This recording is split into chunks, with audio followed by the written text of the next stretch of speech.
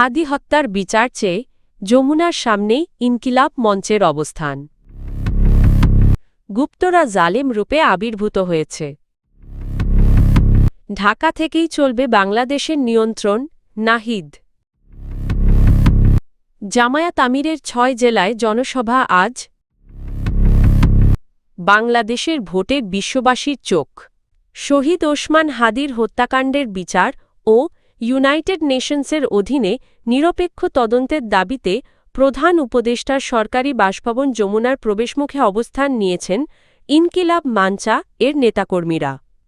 বৃহস্পতিবার সন্ধ্যা ৭টার দিকে পুলিশের বাধা উপেক্ষা করে যমুনার সামনে অবস্থান নিয়ে স্লোগান দিতে থাকেন সংগঠনটির সদস্যরা। বর্তমানে তারা পুলিশের ব্যারিকেডের সামনে অবস্থান করছেন। উল্লেখ্য, ২ দিন আগে যমুনা ও আশপাশের এলাকায় সভা সমাবেশ নিষিদ্ধ করে গণবিজ্ঞপ্তি জারি করে ঢাকা মেট্রোপলিটন পুলিশ ডিএমপি।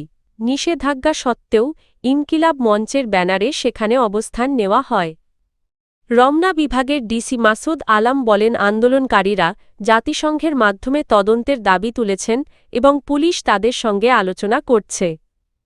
রাত সোয়া ৮টার দিকে ইনকিলাব মঞ্চের ফেসবুক পেজে দেওয়া এক পোস্টে বলা হয়, চারপাশে বিপুল সংখ্যক পুলিশ ও অন্যান্য বাহিনীর সদস্য মোতায়েন করা হয়েছে এবং লাঠিসোঁটা নিয়ে প্রস্তুতি চলছে। পোস্টে আরও বলা হয়, জাতিসংঘের তত্ত্বাবধানে শহীদ ওসমান হাদির হত্যার নিরপেক্ষ তদন্ত হস্তান্তর না করা পর্যন্ত আমরা অবস্থান থেকে এক চুলও সরব না। বিএনপি চেয়ারম্যান তারিক রহমান বলেছেন, দেশে নতুন এক জালেম শক্তির আবির্ভাব হয়েছে যারা নৈতিকতার কথা বললেও বাস্তবে অনৈতিক কর্মকাণ্ডে জড়িত। তিনি অভিযোগ করেন, ওই দলের এক শীর্ষ নেতা কর্মজীবী নারীদের নিয়ে কুরুচিপূর্ণ ভাষায় কথা বলেছেন এবং বিষয়টি প্রকাশ্যে আসার পর আইডি হ্যাকওয়ার মিথ্যা অজুহাত দিয়েছেন। বুধবার দুপুরে বরিশাল নগরের বেলস পার্ক মাঠে বিএনপির বিভাগীয় সমাবেশে এসব কথা বলেন তারেক রহমান। প্রায় ২০ বছর পর তিনি বরিশালে দলীয় সমাবেশে বক্তব্য রাখেন। তারেক রহমান বলেন, প্রযুক্তি বিশেষজ্ঞরা নিশ্চিত করেছেন কোনো আইডি হ্যাক হয়নি। তার ভাষায়, যারা ভোটের আগে এ ধরনের অনৈতিক কাজ করে তারা কিভাবে সৎ লোকের শাসন প্রতিষ্ঠা করবে তা নিয়েই প্রশ্ন উঠছে। সমাবেশে তিনি আরও অভিযোগ করেন, ওই গোষ্ঠী গোপনে ব্যালট ছাপানোর পরিকল্পনা করছে এবং সাধারণ নারী পুরুষের জাতীয় পরিচয়পত্র ও মোবাইল নম্বর সংগ্রহ করছে। তিনি বলেন, জনগণ ইতোমধ্যেই এই চক্রান্ত বুঝে গেছে।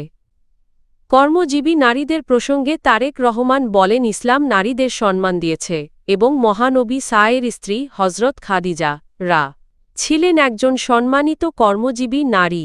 কর্মজীবী নারীদের অবমাননা মানে ইসলামের মূল্যবোধকেই অবমাননা করা।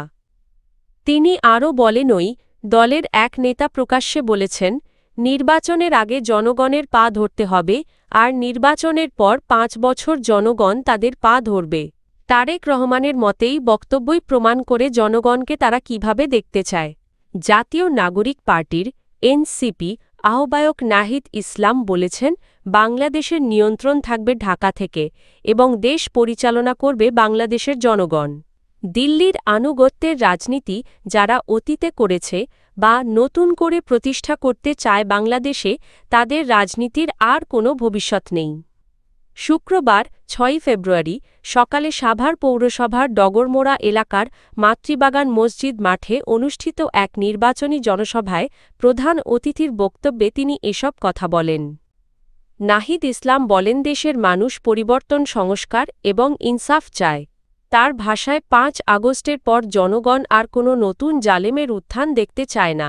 কিন্তু বাস্তবে দেখা যাচ্ছে, চাঁদাবাজি, জমি দখল ও নির্যাতনের মতো ঘটনা আবারও বাড়ছে।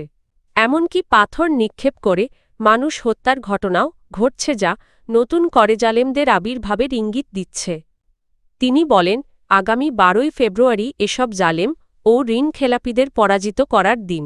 সংসদে যদি ঋণখেলাপি ভূমিদস্যু বা বিদেশি নাগরিকত্বধারীরা প্রবেশ করে তাহলে দেশের কাঙ্ক্ষিত পরিবর্তন সম্ভব নয়। নাহিদ ইসলাম ভোটারদের উদ্দেশ্যে বলেন, আসন্ন নির্বাচন বাংলাদেশের ভবিষ্যৎ নির্ধারণের একটি গুরুত্বপূর্ণ সুযোগ, যেখানে জনগণকেই সিদ্ধান্ত নিতে হবে কারা সত্যিকার অর্থে দেশের স্বার্থ রক্ষা করবে। বাংলাদেশ জামায়াতে ইসলামীর আমির ড. শাফিকুর রহমান আজ শুক্রবার বরিশালের মেহেন্দিগঞ্জে নির্বাচনী জনসভার মাধ্যমে তার দক্ষিণাঞ্চল সফর শুরু করছেন। শুক্রবার মেহেন্দিগঞ্জে জনসভা শেষে তিনি পর্যায়ক্রমে পটুয়াখালীর বাউফল, পিরোজপুর, ঝালকাঠি, নড়াইল ও ফরিদপুরের বোয়ালমারীতে নির্বাচনী জনসভায় অংশ নেবেন। এসব কর্মসূচির মধ্য দিয়েই জামায়াত আমিরের দক্ষিণাঞ্চল সফর শেষ হওয়ার কথা রয়েছে। এই সফরকে কেন্দ্র করে বরিশাল সহ আশপাশের জেলাগুলোতে জামায়াতের নেতাকর্মী ও সমর্থকদের মধ্যে ব্যাপক উৎসাহ ও উদ্দীপনা দেখা গেছে। সকাল থেকেই বাউফল পাবলিক মাঠসহ বিভিন্ন জনসভাস্থলে নেতাকর্মীদের উপস্থিতি বাড়তে শুরু করেছে। নেতাকর্মীদের মতে জামায়াত আমিরের এই সফর দলীয় কর্মীদের উজ্জীবিত করার পাশাপাশি ভোটের মাঠেও উল্লেখযোগ্য প্রভাব ফেলবে। এদিকে দলীয় সূত্র জানায় আগামীকাল শনিবার ৭ ফেব্রুয়ারি ঢাকার শফিকুর রহমান সিলেটে অনুষ্ঠিত একটি নির্বাচনী জনসভায় যোগ দেবেন। আগামী ১২ ফেব্রুয়ারি অনুষ্ঠিত হতে যাচ্ছে বাংলাদেশের ত্রয়োদশ জাতীয় সংসদ নির্বাচন। একই দিনে সাংবিধানিক নির্বাচনী ও প্রাতিষ্ঠানিক সংস্কার বিষয়ে একটি গণভোটও অনুষ্ঠিত হবে। অন্তর্বর্তীকালীন সরকারের দাবি এই যুগপৎ ভোট দেশের ভবিষ্যৎ রাজনৈতিক কাঠামোকে নতুন রূপ দিতে পারে। এ কারণেই নির্বাচনকে ঘিরে আন্তর্জাতিক মহলের দৃষ্টি এখন বাংলাদেশের দিকে নিবদ্ধ। বিশ্লেষকদের মতে বিশ্ববাসী এই নির্বাচনের মাধ্যমে বাংলাদেশে টেকসই গণতান্ত্রিক স্থিতিশীলতা, স্বচ্ছতা এবং অন্তর্ভুক্তিমূলক রাজনৈতিক প্রক্রিয়ার প্রতিফলন দেখতে চায়। আন্তর্জাতিক সম্প্রদায়ের প্রত্যাশা নির্বাচনটি হবে অবাধ, সুষ্ঠু ও নিরপেক্ষ, যা দীর্ঘদিনের রাজনৈতিক আস্থাহীনতা কাটিয়ে উঠতে সহায়ক হবে। একই সঙ্গে তারা চায় বাংলাদেশের রাজনৈতিক উত্তরণ যেন দক্ষিণ এশিয়ার ভূ-রাজনৈতিক প্রেক্ষাপটে কোনো অস্থিরতা সৃষ্টি না করে। বিশেষ করে United States, European Union, China, India ও পাকিস্তান বাংলাদেশের ভবিষ্যৎ নেতৃত্ব, অর্থনৈতিক ধারাবাহিকতা এবং আঞ্চলিক স্থিতিশীলতা নিয়ে গভীর আগ্রহ দেখাচ্ছে। এবারের নির্বাচন ঘিরে বিদেশি পর্যবেক্ষকদের আগ্রহ অতীতের সব রেকর্ড ছাড়িয়েছে।